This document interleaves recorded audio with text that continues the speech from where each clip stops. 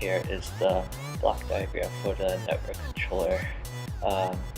This section here is the I2C core where you control it through these different registers. The prescale register, which controls the clock generator, command register, which tells it when to send or receive and other commands, status register tells the current status of the I2C line, like if it received the data or if it got an ACK or an ACK.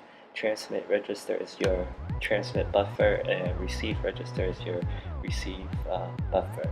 And this white box here is the game network logic that is implemented here, where we have the master core instantiation shown here, with the state machine variables shown here, where there's different states for this networking logic, where there's a reset state, status state, configuring the prescaler, start stop state, load the address state, load data state, idle, right, and acknowledge interrupt.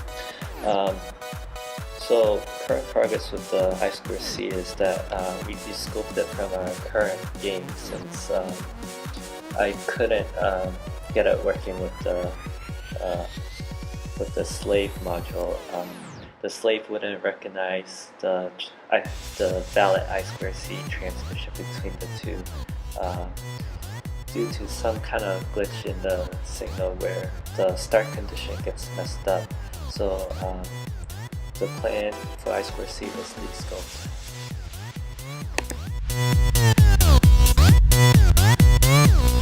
This is our attempts to use UART to communicate between boards. For example, this is player 1, so I'm going to show the ship moving forward, and then I'm going to end its turn. As you can see that its turn has ended here by its turn LED turning off. And on the other board, its turn LED has turned on, which means that it's its turn. For once, the ship has moved correctly.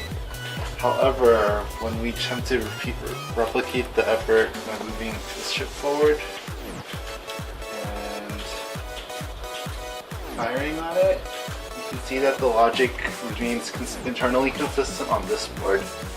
However, on the opposing board, the ship moved to the incorrect location and the health didn't update.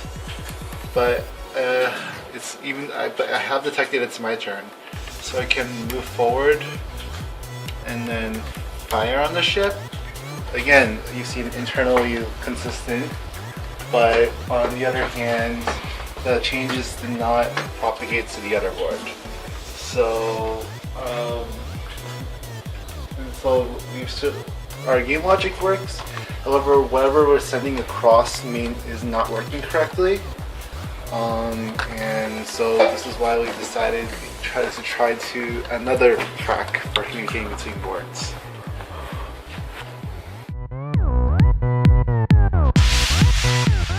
So for our last resort, we resorted to using a direct data bus connection between the two FPGA boards. We basically pass all the needed signals that we need between the two boards through the wires onto the breadboard and back through wires to the other board. This didn't really work as we intended. We do get the correct signals being passed through the wires in the direct bus. However, with this added logic, we are unable to receive user inputs now. So the game wouldn't work without the user input. So this plan had to be rescoped also.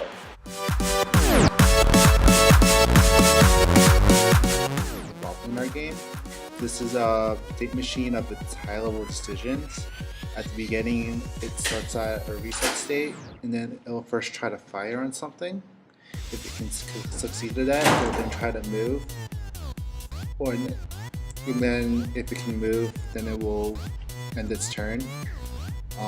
If it cannot fire on something, it will try to move first. But if it cannot move, it will give up on moving and try to fire again. Either way, once it has gone through both fire and move states at least once, and has either moved, fired, or given up on that action, it will then continue on to end its turn. This is achieved using state machines. As a high-level state machine, there are 3 states for the AI: a reset state at the beginning, a wait state wherein it waits for its turn, and a calc state in which it will calculate its turn and then output the appropriate information.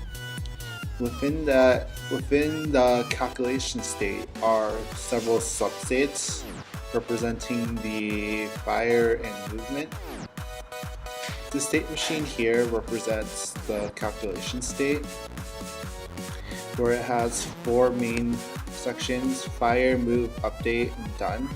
Fire is determining when I can fire. Movement update is when it will update the rest of the game with its decision, and done means it's the end of the turn. And then there's also a movement submachine, where there is also a movement submachine state. There's also a movement state machine in which to determine how to move, it has a start state where it determines where it needs to move, a pathfinder state where it actually determines the correct path, and then a completion state where it will then update. In particular, the AI has several rules for firing and moving. For firing, it decides to shoot the weakest ship, and if there's only one weakest ship, then it will fire on it. If not, it will use a random number generator to determine which ship it will fire on. This is achieved using a target vector, which represents whether or not a ship can be fired on based on visibility, health, and whether or not it's in range. This is achieved using several submodules. And then it goes through a case statement and then use a random number generator for the rest of it. For movement, it's a little more complicated because of pathfinding. It will first try to retreat weak ships. If not, it'll try to send a healthy middle strength ship toward the center of the board. And if not that, it will check to see if there's any powerful ships in the back and then send those toward the middle rank. And if all of those conditions are fulfilled, then it will be satisfied with its board position and not move anything. This is achieved using the move module described before, where it uses if statements to check each one of those conditions, as depicted here. And then once it figures out where it wants to move, it goes through the pathfinder. In this particular case, the pathfinder determines which in the 8 cardinal directions is the place it wants to go relative to where the ship already is. And then using the random number generator, it will then choose a random spot along that cardinal direction for it to go.